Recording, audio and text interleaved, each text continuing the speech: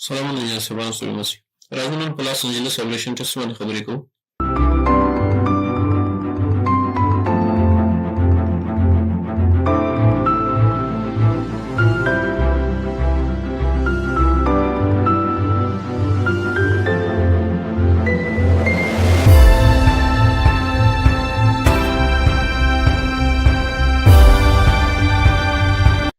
لکه څنګه چې تاسو کېدای شي تاسو نوم هم اورېدلی وي لاس انجلس اولشن ټیسټ. معنی ترېنه څه ده؟ مکمل په ډیټیل باندې ځان ورباندې پوهېږو. راځو ګوره ډېر مهم ټیسټ ده کله چې موږ د یو ګریډ لپاره غواړو چې دا په یو سرک یا په کانکریټ کې استعمال کوو. په لومړي قدم کې موږ ورته یو څو ټیسټونه چې زه تاسو ته وروسته وایم دا ور ترسره کوو. سیم انالایسیس دا ټول وروستي خبرې دي.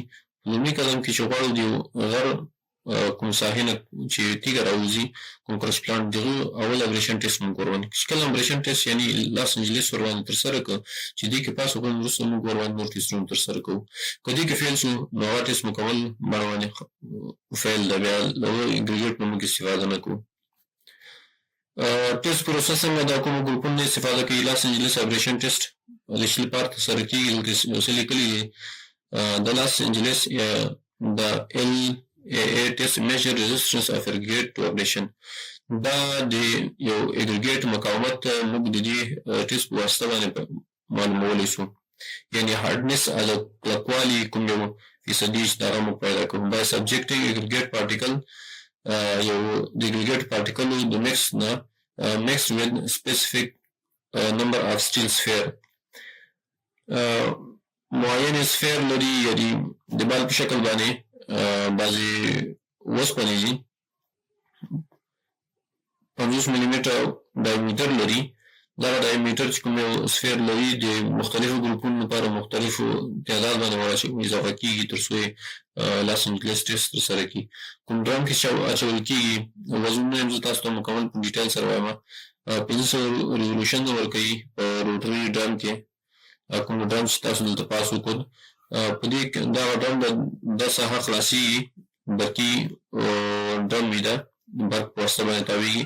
دا خلاصېږي معین ګروپ ورته سمبل کېږي، ورته اچول کېږي، سفیرز تعداد ورته معلوم وي. هغه چې کله ورسره یوځای شو پس له هغې نه دلته سر بندوي ورباندې دوران ورته ورکوي. دا تاسو لاندې ټرې وینئ تر څو هېڅ ذرات باشي ضایع نه شي، ځکه چې په وزن کې تغییر راځي یا په محاسبه کې تغییر راځي.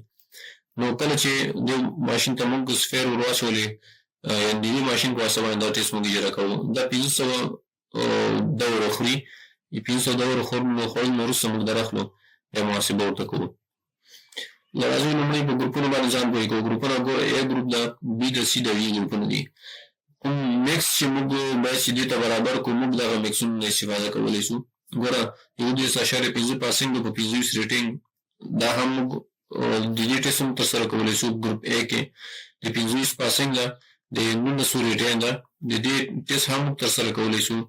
د 19 پاسنګ په 12.5 باندې ریټین دا هم پکې شامل دی. A ګروپ کې د 12.5 پاسنګ 9.5 باندې ریټین ملي متر دا د کوم یو سی موږ چې تاسو ما ویلي ډیوریشن موږ له پلان نه کوم مواد راوړو د هغې ګریډیشن ترسره کوو. لاس انجلس بیا موږ معلوم شو. لاس انجلس معلوم شو بیا چې کله موږ نور ټیسټونه کوو د ګریډیشن هغه اصلي ایکسټراکشن په دوران کې هغه له دې پروسې نه وروسته رامنځته کېږي. خو لومړی دا ورته موږ ګریډیشن ترسره کړو. چې کله ګریډیشن ترسره کړو موږ بیا د دې فیصدي معلوموو د لاس انجلس. په ګروپ بي کې د 19 پاسنګ ده، 12.5 باندې ریټین ده، او دویم چې دا 12.5 پاسنګ ده په 9.5 باندې ریټین ده. دا یو بل ګروپ ده.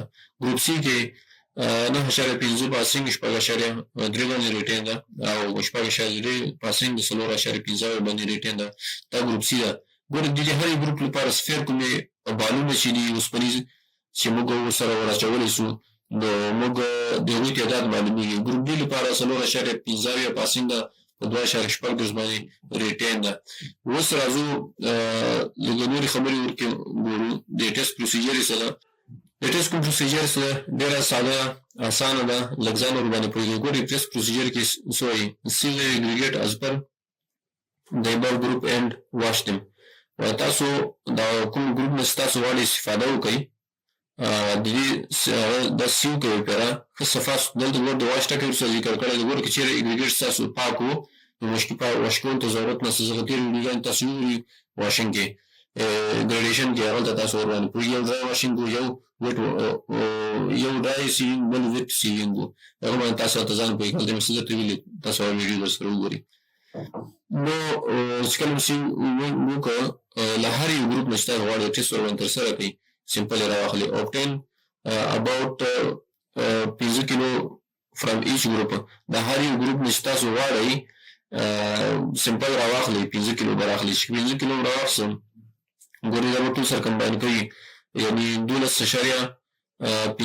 یعنې 12.5 ګرامه به تاسو له هر یو ګروپ نه راخلئ چې تر څو ګروپ A ګروپ B ګروپ D لپاره تاسو به اندازه کلکولیټ کوئ د ګروپ A نه به تاسو راخلئ بیا د ګروپ B نه چې راخلئ 2.5 ګرامه به راخلئ 2.5 کیلو به راخلئ او ورسره څنګ کې د ګروپ B او د ګروپ C او کوم یو تعداد چې دا یو شی ده بیا د ګروپ D لپاره چې دا 5 کیلو بیا راخلئ د ګروپ D نه او دا د وزن به ځان سره ریکارډ کوئ چې کوم وزن هم راواخیسته بیا به څه کوئ put each group in Los Angeles aberration machine and add ګورئ تاسو دا کوم سمپل مې راوخیست Los Angeles aberration machine ته دا تاسو واچوئ چې کله به واچول بیا څه وکئ ګورئ سفیرز دي او کوم بالونه چې تاسو ته ما وویلي 12 باله به تاسو به د ګروپ A لپاره ور واچوئ کوم سمپل چې د ګروپ A سمپل Los Angeles ترسره کوئ نو 12 سفیرز به ور اچوئ بالونه به اوسپنیز بالونه ور اچوئ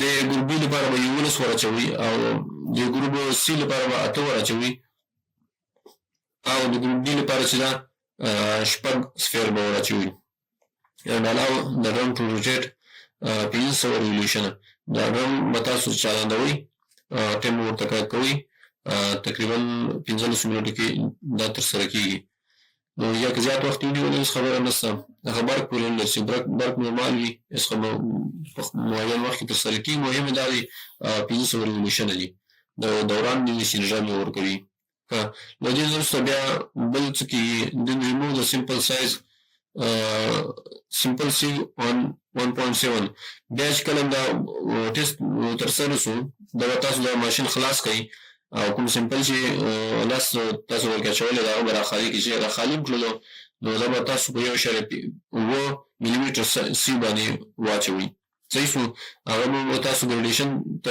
ترسره کړئ بیا چې کوم د دې باندې ریټین پاتې شو ګورئ په 1.5 ملي باندې چې ریټین پاتې شو هغه به ځان سره نوټ کړئ چې کله نوټ کړو بیا به وروسته محاسبه ترسره کوو محاسبې ترسره کولو لپاره دې فورمول ګورئ په لابراتوارونو کې انجینري لابراتوارونو کې ټول محاسبه فیصدي باندې ده فیصدي ډېر اسان دی هېڅ خبره نشته ورکې تاسو الریډي پې پوهېږئ نو دلته کیلکولیشن کې مټیریل پاسینګ چې موږ محاسبه کوو څنګه مټیریل پاسینګ څنګه پیدا کېږي لومړی وزن منفي دویم وزن منفي لومړی وزن معلوم ده دویم وزن معلوم ده بیا چې دا وزنونه معلوم شو نو فیصدي موږ اسانه پیدا کوو دا ګورئ د ګروپ A ګروپ B ګروپ C لپاره ګورئ تاسو ته ما څه ویلي وو اګریګیټ سایز په 9.5 پاسینګ په 25 باندې ریټین ده ګروپ A لپاره ګروپ B لپاره ګروپ C لپاره ګروپ D لپاره صحیح شو دا مکمل موږ دا هر څه دلته یو ګریډیشن ترسره شوې ده موږ د دې محاسبه دلته کوو تاسو نږدې ته متوجه اوسئ ګورئ دلته تاسو وګورئ موږ چې کله ګریډیشن ترسره کوو موږ وزنونه راواخیستل داسې نه ده چې موږ به خامخا 5 کیلو راځي نه داسې لږ کم وزن لګوو ته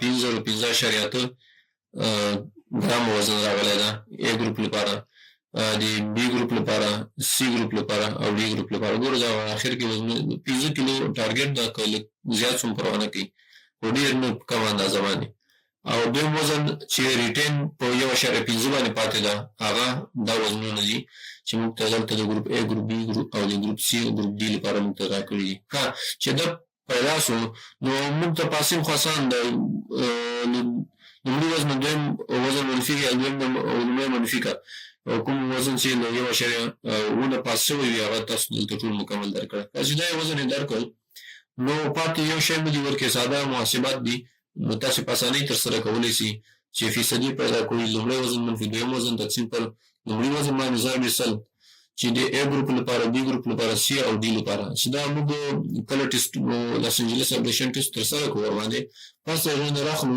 د فیصدي د هر ګروپ لپاره ځان ته پیدا کړو. چې کله ایوریج فیصدي پیدا کړو نو د ایوریج فیصدي دلته موږ راغلي دا ټول قیمتونه سره جمع کړئ د دې تعداد تقسیم کړئ نو تاسو 28% راځي. نو دا د لاس انجلس ټیسټ وری الریډي تاسو مخکې ویلي کله چې موږ غواړو لیوکرش پلانټ نه یا ریګریشن نه فیصله کې موږ استفاده وکړو یو قرارداد ورسره وکړو په لومړي قدم کې هغه موږ د لاس انجلس اپلیکیشن محاسبه کوو. که چیرې لاس انجلس موږ محاسبه نه کوو نو هغه ډېر مشکلات رامنځته کوي، وخت په تېرېدو سره ماتېږي دا کرش، داسې کرش ډېر مقاوم ووځي تر څو موږ په پروژه کې ترنه استفاده وکړو.